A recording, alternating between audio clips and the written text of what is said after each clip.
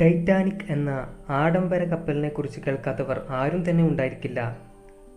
ടൈറ്റാനിക്കിനെ തകർത്ത് തരിപ്പണമാക്കിയ ആ ഭീമൻ മഞ്ഞുമലയ്ക്ക് പിന്നീട് എന്ത് സംഭവിച്ചു കാണും? അപ്പോൾ നമുക്ക് വീഡിയോയിലേക്ക് കടക്കാം. ലോക പരിസ്ഥിതി രംഗത്തിൻ്റെ ശ്രദ്ധ മുഴുവൻ ഒരു മഞ്ഞുമലയിലാണ്. അന്റാർട്ടിക്കയിൽ നിന്നും പൊട്ടിമാറി സമുദ്രത്തിൽ സഞ്ചരിക്കുന്ന ഇടുക്കി ജില്ലയുടെ വലിപ്പമുള്ള A3068A എന്ന മഞ്ഞുമലയാണ് താരം. 2017 വേർപെട്ട ഈ മഞ്ഞുമല തെക്കൻ അന്റാർട്ടിക് സമുദ്രത്തിൽ സ്ഥിതി ചെയ്യുന്ന സൗത്ത് ജോർജിയ എന്ന ദ്വീപിനെ ലക്ഷ്യമാക്കിയാണ് യാത്ര ചെയ്യുന്നത്. സമ്പന്നമായ ജൈവവൈവിധ്യം നിലനിൽക്കുന്ന ഈ ദ്വീപിൻ്റെ പരിസരത്ത് മഞ്ഞുമല തട്ടി നിന്നാൽ പെൻഗ്വിനുകൾ, സീലുകളും ഉൾപ്പെടെ അവിടെയുള്ള വിവിധതരം ജീവിവർഗങ്ങൾ ഭക്ഷണം ലഭിക്കാതെ ചത്തൊടുങ്ങുമെന്ന ശക്തമായ ആശങ്ക നിലനിൽക്കുന്നുണ്ട്. വെള്ളം തണുത്തുറഞ്ഞ ഭീകരൻ മഞ്ഞുമലകൾ പുതിയ സംഭവമൊന്നുമല്ല. അന്റാർട്ടിക്കയുടെ സമീപത്തും ആർട്ടിക് വൃത്തത്തിലും അറ്റ്ലാന്റിക് സമുദ്രത്തിൻ്റെ വടക്കൻ മേഖലകളിലുമെല്ലാം മഞ്ഞുമലകൾ രൂപമെടുക്കാറുണ്ട്. ചരിത്രത്തിൽ തന്നെ സ്ഥാനം പിടിച്ച ഒട്ടേറെ മഞ്ഞുമലകളുണ്ട്. ഇക്കൂട്ടത്തിൽ ഏറ്റവും പ്രസിദ്ധമാണ് ടൈറ്റാനിക്കിൻ്റെ തകർച്ചയ്ക്ക് വഴിവെച്ച വടക്കൻ അറ്റ്ലാന്റിക്കിലെ മഞ്ഞുമല.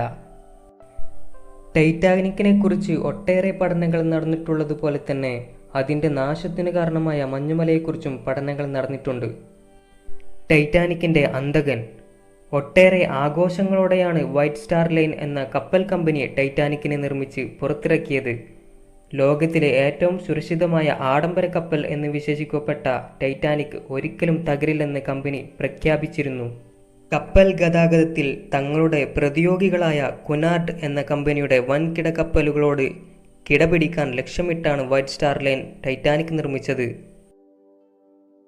വടക്കൻ അമേരിക്കയുടെയും യൂറോപ്പിൻ്റെയും വലിയ ശ്രദ്ധ നേടിയ ടൈറ്റാനിക്കിനെ പറ്റിയുള്ള വാർത്തകൾ അന്നത്തെ കാലത്തെ പത്രമാധ്യമങ്ങളുടെ ഒന്നാം പേജിൽ തന്നെ 3 വർഷത്തോളം ഇടവേളകളില്ലാതെയുള്ള നിർമ്മാണത്തിലൂടെയാണ് ടൈറ്റാനിക് യാഥാർത്ഥ്യമായത്.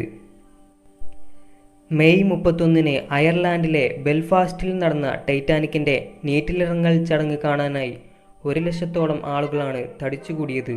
ഒടുവിൽ ലോകം കാത്തിരുന്ന ആ നിമിഷം താമസിയാതെ തന്നെ സമാഗമായി.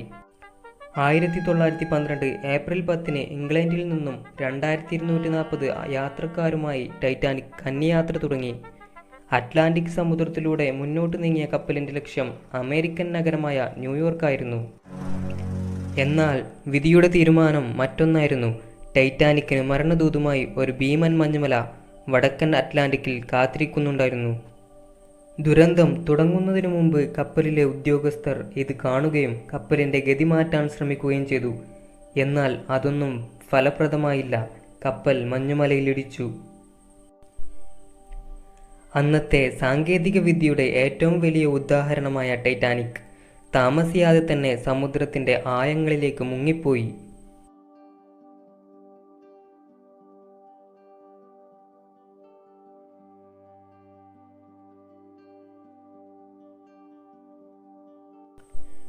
ആയിരത്തഞ്ഞൂറിലധികം ആളുകൾ ദുരന്തത്തിൽ മരിച്ചു.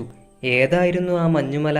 ടൈറ്റാനിക് ദുരന്തം കഴിഞ്ഞ് പിറ്റേന്ന് ആ സംഭവ സ്ഥലത്തുകൂടി യാത്ര ചെയ്ത ജർമ്മൻ കപ്പലായ പ്രിൻസ് ആഡൽബർട്ടിലെ നാവികർ ലോകത്തെ ഞെട്ടിച്ച ഏറ്റവും കുപ്രസിദ്ധമായ ആ മഞ്ഞുമലയുടെ ചിത്രമെടുത്തു. ടൈറ്റാനിക് മഞ്ഞുമലയുമായി ഇടിച്ചിടത്ത് ചുവന്ന പെയിന്റ് അപ്പോഴും പറ്റിയിരിപ്പുണ്ടായിരുന്നു, ആ മഹാദുരന്തത്തിൻ്റെ അവശേഷിപ്പ് പോലെ. പിന്നീട് ദുരന്തത്തിൽ മരിച്ചവരുടെ ശവശരീരങ്ങൾ വീണ്ടെടുക്കാനായി അയച്ച മിനിയ എന്ന കപ്പലിലെ ക്യാപ്റ്റനായ ഡി കാർട്ടറും മഞ്ഞുമലയുടെ ചിത്രമെടുത്തു. 1,00,000-ൽ പരം വർഷങ്ങൾ പഴക്കമുള്ളതായിരുന്നു ഈ മഞ്ഞുമലയെന്ന് ഗവേഷകർ പറയുന്നു. മഞ്ഞുമൂടിയ ദ്വീപായ ഗ്രീൻലാൻഡിൻ്റെ പടിഞ്ഞാറൻ തീരത്ത് സ്ഥിതി ചെയ്തിരുന്ന ഈ മഞ്ഞുമല ടൈറ്റാനിക് ദുരന്തം നടക്കുന്നതിന് 4 വർഷം മുമ്പ് പൊട്ടിമാറി ആർട്ടിക് സമുദ്രത്തിൽ ഒഴുകി നടന്നു. യാത്രയിൽ കൂടുതൽ മഞ്ഞിനെ ആവാഹിച്ച് മഞ്ഞുമല കൂടുതൽ വലുതാവുകയും കരുത്തുറ്റതാവുകയും ചെയ്തു. ഇതിൻ്റെ നല്ലൊരു ഭാഗം സമുദ്രത്തിനടിയിലും ചെറിയൊരു ഭാഗം പുറത്തുമായി സ്ഥിതി ചെയ്തു. കപ്പലിൽ നിന്ന് നോക്കുമ്പോൾ ചെറുതായി തോന്നുമെങ്കിലും താഴോട്ട് നല്ല ആഴവും വ്യാപ്തിയും ഇത് കൈവരിച്ചിരുന്നു. വെള്ളത്തിനു മുകളിൽ തന്നെ 100 അടി പൊക്കവും 400 അടി വ്യാസവും ഇതിനുണ്ടായിരുന്നു.